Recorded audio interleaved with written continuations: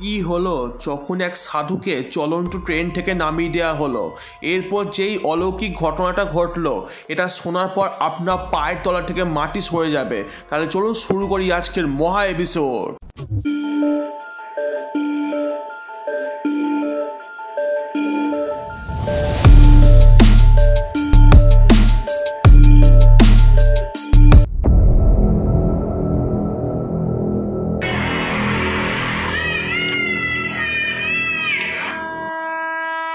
ঘন কুয়াশায় চারিদিক ঢেকে গেছে।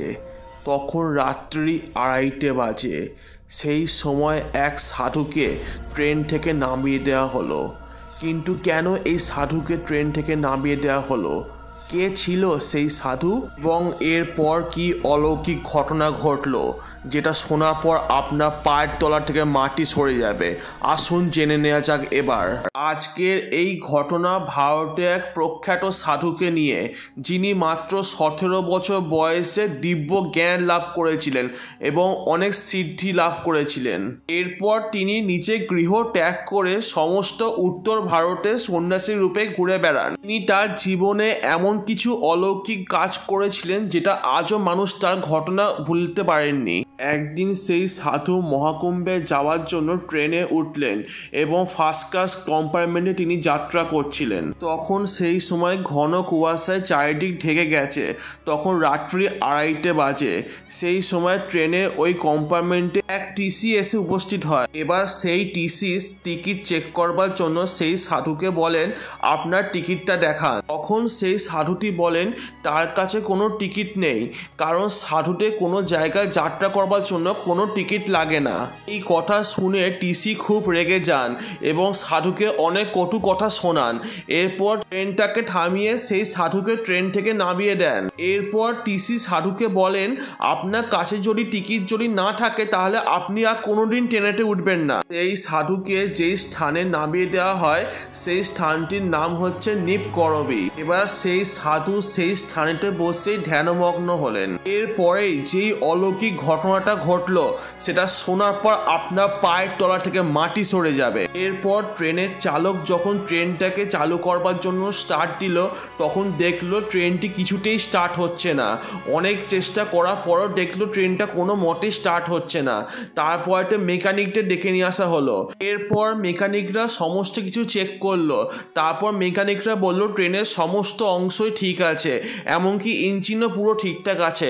তার সত্ত্বেও ট্রেনের চালক যখন আবার ট্রেনটাকে চালাবার চেষ্টা করলো, কিছুতে ট্রেনটা স্টার্ট নিচ্ছিল না। এইরকম ঘটনা দেখে সবাই স্তম্ভিত হয়ে রইল। এইরকম সময় ট্রেনের টিসি দেখতে পেলেন সেই সাধু সেখানেই বসে রয়েছে এবং ট্রেনের টিসি তার নিজের ভুল বুঝতে পারলেন। এবার সেই ট্রেনের টিসি বুঝতে পারলেন এই সাধু বাবা কোনো সাধারণ সাধু বাবা নয়, একে অপমান করা ঠিক হয়নি। এবার সেই টিসি লোকো পাইলটদেরকে জানালেন সম্পূর্ণ ঘটনাটি এবং সবাই গিয়ে সেই সাধু বাবার কাছে ক্ষমা প্রার্থনা করলেন। তারা সেই সাধুকে বললেন, আমরা আমাদের ভুল বুঝতে পেরেছি, আপনাকে অপমান করা আমাদের ঠিক হয়নি, আপনি দয়া করে আমাদের ট্রেনে উঠে পড়ুন। এবার সেই সাধু তাদের কথা শুনে তাদেরকে ক্ষমা করে দিলেন। কিন্তু ক্ষমা করার পর তিনি বললেন, এরপরে ভুল করেও তোমরা কোনোদিনও কোনো সাধুদেরকে অপমান করবে না। এবং সাধু বাবা আরও বলেন যে এই স্থানটিতে একটি রেল স্টেশন তৈরি করতে হবে। এই কথা বলার পর সাধু বাবা যখন ট্রেনের মধ্যে উঠলেন, তারপর ট্রেনের পাইলট যখন ট্রেনটাকে স্টার্ট দিলেন, তখন সঙ্গে সঙ্গে ট্রেনটা চলতে শুরু করলো। এই অলৌকিক ঘটনা দেখে ট্রেনের মধ্যে থাকা সমস্ত যাত্রীরা অবাক হয়ে গেলেন। এবার যেই স্থানে সাধু বাবা তার অলৌকিক চমৎকার দেখিয়েছিলেন সেই স্থানটির নাম অনুসারে রেল স্টেশনের নাম রাখা হয় নিপকরবী এবং সেই সাধু বাবা নিপকরবী বাবা নামে পরিচিতি পেলেন।